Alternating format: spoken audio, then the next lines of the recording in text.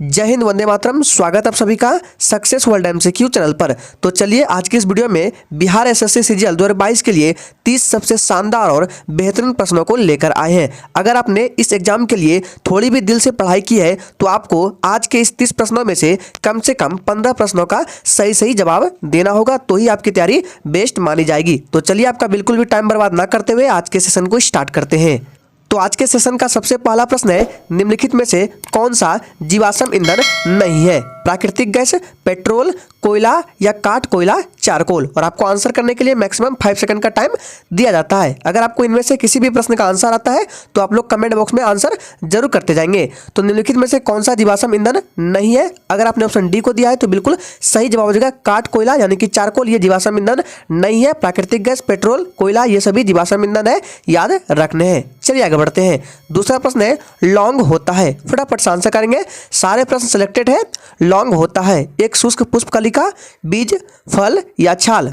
तो इसका right answer अगर आपने ऑप्शन ए को दिया है तो बिल्कुल सही जवाब हो जाएगा लौंग होता है एक शुष्क पुष्पकलिका। ऑप्शन ए इस प्रश्न का बिल्कुल सही जवाब हो जाएगा। चलिए आगे बढ़ते हैं। तीसरा प्रश्न है, वह स्रोत जिसमें पाटलिपुत्र के प्रशासन का वर्णन उपलब्ध है वह कौन सा स्रोत है? चलिए आंसर करते जाएंगे और आपको बिल्कुल सोच समझ का आंसर करना है, क्योंकि आज आपको टारगेट को पार करना है। आपका टारगेट है हर हाल में 15 स्कोर करना। तो वह कौन सा स्रोत है जिसमें पाटलिपुत्र के प्रशासन का वर्णन उपलब्ध है? तो इंडिका है, याद रखना। ऑप्शन सी इस प्रश्न का बिल्कुल सही जवाब हो जाएगा। चलिए आगे बढ़ते हैं। चौथा प्रश्न है, हाल ही में किसे वर्ष 2021 का सरस्वती सम्मान दिया गया है? करंट अफेयर्स के क्वेश्चन है, चलिए आंसर करेंगे।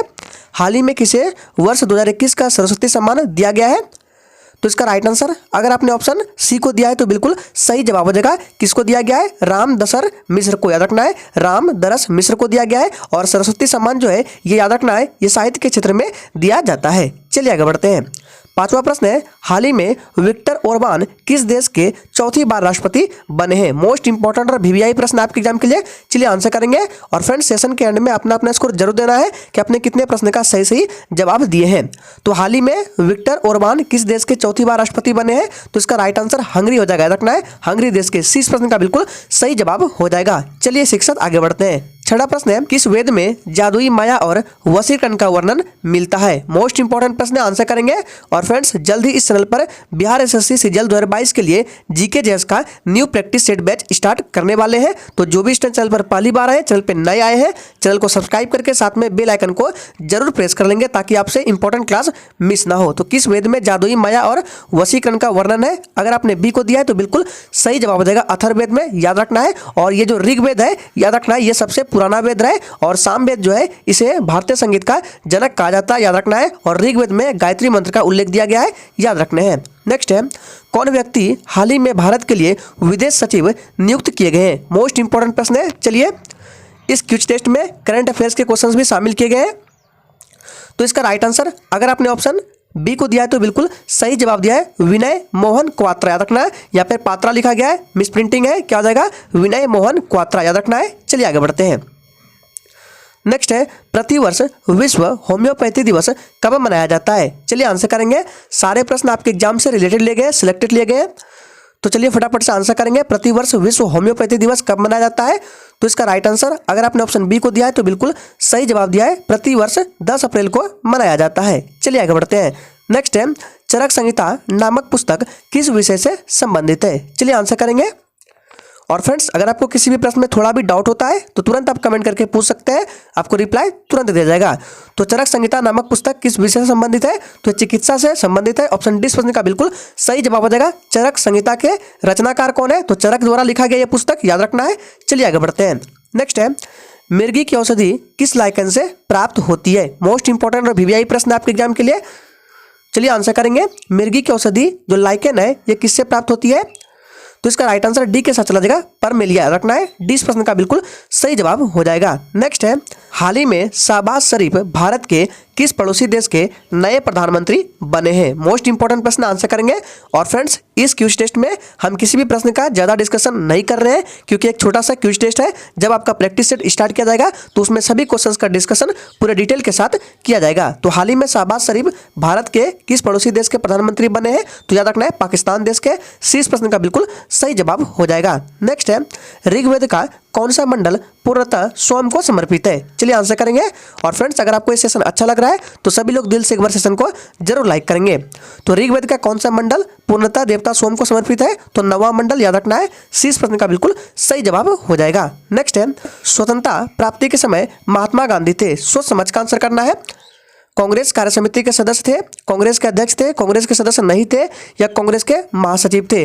तो बात करते हैं स्वतंत्रता प्राप्ति के समय महात्मा गांधी कांग्रेस के सदस्य नहीं थे। सी इस प्रश्न का बिल्कुल सही जवाब हो जाएगा। एक प्रश्न यहाँ से पूछा जाता है कि महात्मा गांधी भारतीय राष्ट्रीय कांग्रेस के अध्यक्ष कब बने थे? तो याद रखना इस डेट को, 1924 में बेलगांव अधिवेशन हुआ था।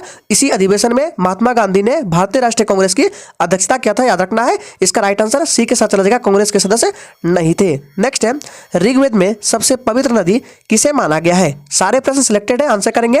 और याद रहे आपको आज के प्रश्न में हर हाल में 15 स्कोर करना है। तो ऋग्वेद में सबसे पवित्र नदी सरस्वती को माना गया है। सी इस प्रश्न का बिल्कुल सही जवाब हो जाएगा। नेक्स्ट है, किस इतिहासकार ने अकबर द्वारा प्रतिपादित दीन ए इलाही को एक धर्म कहा? चलिए आंसर करेंगे, फटाफट से आंसर करते जाएंगे।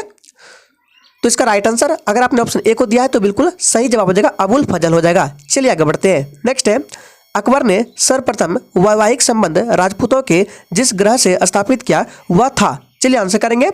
और फ्रेंड्स, आपको क्वेश्चंस के लेवल को देखकर पता चल गया होगा कि सारे प्रश्न मैं आपके लिए इंपॉर्टेंट लेकर आया हूं। तो इसका राइट आंसर क्या जाएगा? जी बिल्कुल कछवाहों से, याद रखना है। कछवाहों से 20 प्रश्न का बिल्कुल सही जवाब हो जाएगा। नेक्स्ट है, चाय के पौधे का वानस्पतिक नाम क्या है? इंपॉर्टेंट प्रश्न, आंसर करेंगे और बिल्कुल ईमानदारी पूर्वक अपना अपना स्कोर देंगे सेशन के लास्ट में। चलिए, तो चाय के पौधे का वानस्पतिक नाम क्या है? तो इसका राइट आंसर ऑप्शन चला देगा किसके साथ? बी के साथ चला देगा, याद रखना है, थिया साइनेसिस। 20 प्रश्न का बिल्कुल सही जवाब हो जाएगा। रट लीजिए इस प्रश्न को, इंपॉर्टेंट है। चाय के पौधे का वानस्पतिक नाम क्या है? तो थिया साइनेसिस। चलिए आगे बढ़ते हैं। नेक्स्ट है, आजाद हिंद फौज से संबंधित नहीं है। चलिए आंसर करेंगे। आपको आंसर करना है आजाद हिंद फौज से संबंधित कौन नहीं इन चार ऑप्शन में से? तो देखिए, ऑप्शन ए में जो है ये संबंधित थे, ऑप्शन सी भी संबंधित थे, ऑप्शन डी भी संबंधित थे। जो बचा अब ऑप्शन बी आरसी दत्त, ये संबंधित नहीं थे, याद रखना है। 20 प्रश्न का बिल्कुल सही जवाब हो जाएगा। नेक्स्ट है, प्रार्थना समाज की स्थापना किसकी प्रेरणा के फलस्वरूप हुई? चलिए आंसर करेंगे। और अगर आपने अभी तक सेशन को लाइक नहीं किया, सभी लोग दिल से एक बार सेशन को लाइक करेंगे। तो प्रार्थना समाज की स्थापना किसकी प्रेरणा के फलस्वरूप हुई? तो इसका राइट आंसर क्या जाएगा? जी बिल्कुल ऑप्शन ए के साथ चला जाएगा, केशव चंद्र सेन। याद रखना है, ऑप्शन ए इस प्रश्न का बिल्कुल सही जवाब है। नेक्स्ट है, असहयोग आंदोलन शुरू करने के समय भारत के वायसराय कौन थे? फटाफट से आंसर करते जाएंगे। चलिए, असहयोग आंदोलन शुरू करने के समय भारत के वायसराय कौन थे? तो लॉर्ड चैम्सफोर्ड थे। ऑप्शन 20 प्रश्न का बिल्कुल सही जवाब हो जाएगा। असहयोग आंदोलन कब हुआ था? तो 1 अगस्त 1920 को शुरुआत हुई थी, याद रखना है। नेक्स्ट है, किसी राज्य के राज्यपाल को निम्नलिखित में से किसकी शक्ति नहीं होती है? सोच समझ का आंसर करना है। सारे प्रश्न को सही से पढ़िए। किसी राज्य के राज्यपाल को निम्नलिखित में से किसकी शक्ति नहीं है? तो याद रखना है, विधानसभा स्थगित करने की शक्ति नहीं होती है। ऑप्शन 20 प्रश्न का बिल्कुल सही जवाब हो जाएगा। बाकी तीनों ही ऑप्शन सही है, याद रखना है। ऑप्शन 20 प्रश्न का बिल्कुल सही जवाब हो जाएगा। नेक्स्ट है, दांडी यात्रा में गांधी जी ने कितनी दूरी तय करके नमक कानून का विरोध किया था? चलिए आंसर करेंगे, फटाफट से आंसर करते जाएंगे। दांडी यात्रा कब शुरू हुई थी? तो याद रखना है 12 मार्च, यहाँ पे डेट बता देते हैं, 12 मार्च 1930 ईस्वी को ये स्टार्ट हुआ था। और कब तक चला था? तो याद रखना है, यहाँ पे लिख देते हैं 6 अप्रैल। इस डेट को भी याद रखना है, 6 अप्रैल 1930 तक चला था। और कितनी दूरी तय की थी? तो 385 किलोमीटर लगभग, याद रखना है। 20 प्रश्न का बिल्कुल सही जवाब हो जाएगा। नेक्स्ट है, गांधी जी किस गोलमेज सम्मेलन में भाग लेने के लिए लंदन गए थे? चलिए आंसर करेंगे, प्रथम, द्वितीय, तृतीय या कोई नहीं?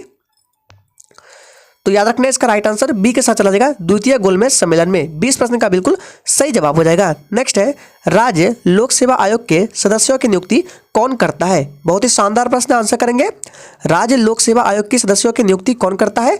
तो याद रखना है, बात करते हैं नियुक्ति कौन करता है, तो राज्यपाल करता है। लेकिन अगर पूछे कि हटा कौन सकता है, तो राष्ट्रपति हटा सकता है, लेकिन नियुक्ति राज्यपाल कर सकता है, याद रखना है। ऑप्शन ए इस प्रश्न का बिल्कुल सही जवाब हो जाएगा। नेक्स्ट है, भारतीय संविधान को अपनाया गया था। चलिए आंसर करेंगे, सोच समझ का आंसर करना है। भारतीय संविधान को अपनाया गया था, तो 25 का राइट आंसर ऑप्शन चला देगा ए के साथ, संविधान सभा द्वारा। ऑप्शन ए इस प्रश्न का बिल्कुल सही जवाब हो जाएगा। तो याद रखना है, 26 नवंबर कब अपनाया गया था?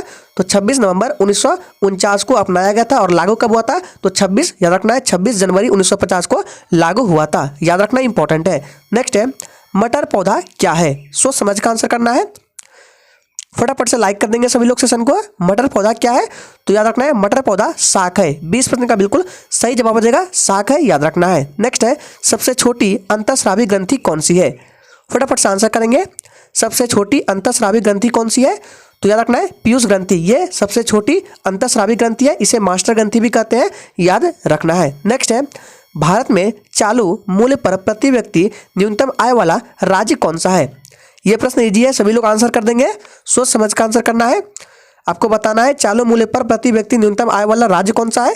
तो बिहार है, याद रखना है। 20% का बिल्कुल सही जवाब हो जाएगा। आप लोग कमेंट करके बताएंगे। अगर बात करें चालू मूल्य पर प्रति व्यक्ति अधिकतम आय वाला राज्य कौन सा है, देखते हैं आप लोग क्या आंसर करते हैं, कमेंट बॉक्स में आंसर करने हैं।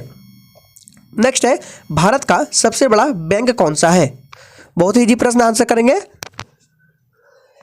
भारत का सबसे बड़ा बैंक कौन सा है? तो याद रखना है आरबीआई है, रिजर्व बैंक ऑफ इंडिया है, याद रखना है। इसकी स्थापना की बात करें तो 1 अप्रैल 1935 ईस्वी को इसकी स्थापना हुई थी, याद रखना है। इसका हेडक्वार्टर मुंबई में है। चलिए आगे बढ़ते हैं। आज के सेशन का आखिरी प्रश्न है वित्त बिल के लिए किस की पूर्व स्वीकृति आवश्यक है? ध्यान दीजिएगा, यहाँ प्रश्न में बोला जा रहा है कि वित्त बिल के लिए यानी कि किसकी पूर्व स्वीकृति आवश्यक है। और वित्त बिल जो है इसका प्रावधान संविधान के आर्टिकल 117 में दिया गया है। और किसकी पूर्व स्वीकृति आवश्यक है? तो राष्ट्रपति की, याद रखना है। 30% का बिल्कुल सही जवाब हो जाएगा। तो आज के सेशन में ये 30 इंपॉर्टेंट प्रश्नों को रखा गया था। आप लोग कमेंट करके बताएंगे कि आज का सेशन आपको कैसा लगा।